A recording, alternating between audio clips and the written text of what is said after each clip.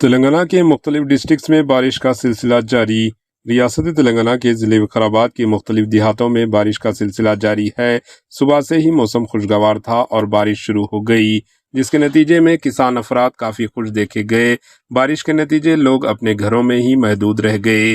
दूसरी जानिब ज़िले संगारेड्डी के मुख्तलिफ मंडल्स में भी बारिश का सिलसिला जारी है।